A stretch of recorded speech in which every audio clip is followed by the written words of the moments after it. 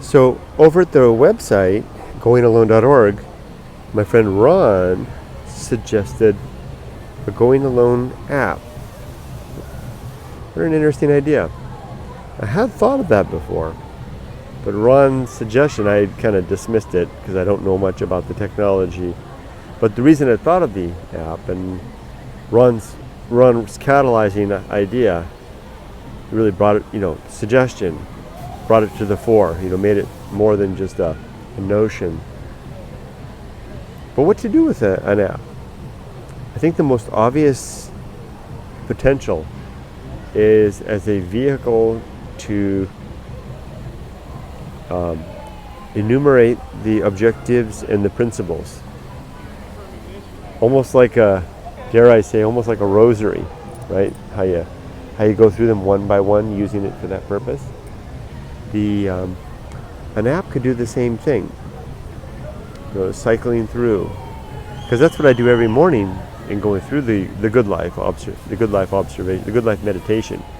Is I sort through, I list each of the 7 objectives and 21 principles in turn, and I think about them and I visualize them even. What an interesting idea. What if I could visualize it? What if I could bring up each one? The objective of being always ready to die, and a little picture of maybe a contented man in a guillotine. Number 2, good and effective use of time. Someone comforting a child, a picture, a drawing of that, or a photo, a beautiful photo, an exceptional photo, leveraging my friend Juan Ugarte's observation that exceptionally beautiful photographs can raise the bar. If you wonder what that sound is, there's a fog machine right over there that does that. Number 3 is the homunculus. No, sorry, that's a principle. Number 3 is the always ready to die, good and effective use of time. The development and maintenance of good and sound life principles. Could that be a picture of Moses with the 10 commandments? I don't think so. I don't think those are very good or very sound commandments. Something else. What a novel idea. So that's one thing that's in the works. Another thing that's in the works is I've decided that I will no longer be reading or responding, obviously, if I'm not reading, to comments on YouTube. I already left, I deleted the Facebook app, and I also deleted the Twitter app, wiping those 2 off. I decided that those were not good uses of time. Facebook is really nothing more than, a little more than a performance engine for people like me that like to post. I find myself, playing a role, kind of displaying for the world, curating my life. That's the right word.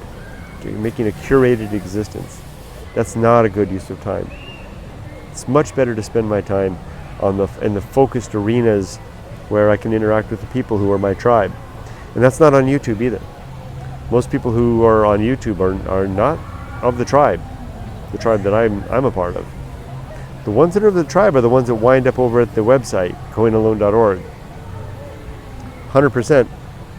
Not quite. There are some that show up there out of curiosity and may even register, but the ones that stick around tend to be. And being of the tribe doesn't mean that they agree with the things that I say or the ideas that I propose, but they're of a like bent in their interest in life, the willingness to go alone. For example, Ron, who I'll mention again.